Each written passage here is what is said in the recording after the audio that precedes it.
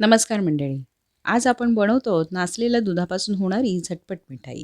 त्यासाठी आपल्याला नासलेलं दूध लागणार आहे. तर इथे माझं दूध ऑलरेडी नासलेलं होतं. तर तुम्हाला जर हवं असेल तर तुम्ही दूध थोडंसं कोमटसर गरम करून त्यामध्ये विनेगर किंवा लिंबू घालून नासवू शकता.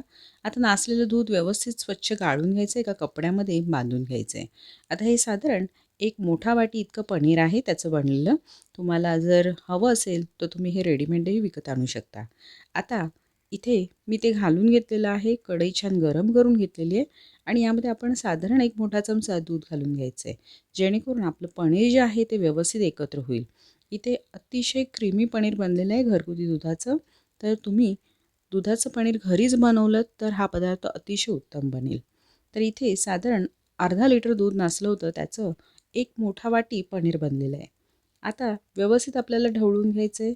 त्याचे जे दाणे किंवा इतर काही त्याच्यामध्ये गुठळी असेल तर ते आपल्याला व्यवस्थित मोडून घ्यायचे. तुम्ही पाहू शकता आता या स्टेजला त्याला पाणी सुटायला सुरुवात झालेली आहे. आता पाणी सुटायला लागल्यानंतर आपल्याला यामध्ये गोडासाठी काहीतरी घालावं लागणार आहे. तर मी इथे कंडेन्स मिल्कचा वापर करणार आहे. तुम्हाला जर कंडेन्स मिल्क नाही वापरायचं असेल तर तुम्ही साखर वापरू शकता, काही हरकत नाही. इथे मी साधारण एक मोठा चमचा कंडेन्स मिल्क वापरलेला आहे. आता काय करायचं आहे, पूर्णपणे याला एकत्र करून घ्यायचं आहे, व्यवस्थित ढवळून घ्यायचं आहे.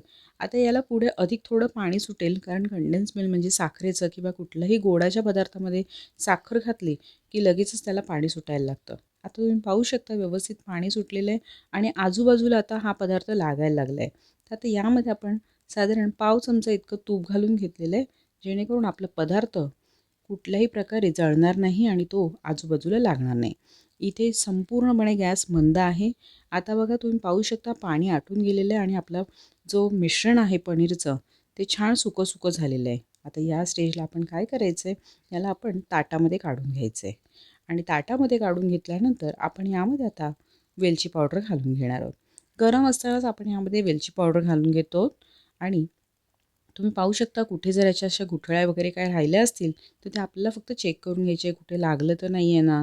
त्यामुळे आपण पहिलं याला ताटामध्ये काढून घ्यायचं, जेणेकरून त्याचं तापमान थोडं कमी होईल. आता इथे मी थोडी वेलची पावडर यामध्ये घातलेली आहे. तुम्हाला हवं असेल तर तुम्ही जायफळ पावडर किंवा इतर दालचिनी पावडर वगैरेही वापरू शकता, पण वेलची पावडर याच्यासाठी पुरेशी आहे. आता काय करायचं आहे, हाताच्या सहाय्याने सर्व एकत्र करून घ्यायचं आहे. मी इथे एका प्लॅस्टिकच्या डब्याला थोडंसं तूप लावून घेतलेलं आहे. एकत्र झालेलं आपलं मिश्रण यामध्ये घालायचं आहे. हे बऱ्या प्रमाणामध्ये कोमटसर आहे. छान आपल्याला याला प्रेस करून घ्यायचं आहे. मी इथे चमच्याच्या साहाय्याने याच्या कडा वगैरे प्रेस करून घेतलेल्या आहेत. यामध्ये कुठलेही एअर बबल राहणार नाही तशी खबरदारी घ्या आणि व्यवस्थित प्रेस झाल्यानंतर आपल्याला लगेचच याला एका ताटामध्ये आपण पालती करून घेणार आहोत. आता इथे काय करायचं, एक छान ताट याच्यावरती ठेवून द्यायचं आहे आणि डबा आपण यावरती उलटा करून घ्यायचा आहे. थोडासा टॅप करून घ्यायचा आहे, जसं आपण केक मोल्डमध्ये करतो, की मग झालं आपली मिठाई त्याच्यामध्ये बाहेर आली. आता याचे मी मोठे मोठे थोडे तुकडे करून घेणार आहे, कारण इथे आता माझ्याकडे फक्त एक 5-6 तुकडे इनफ आहेत.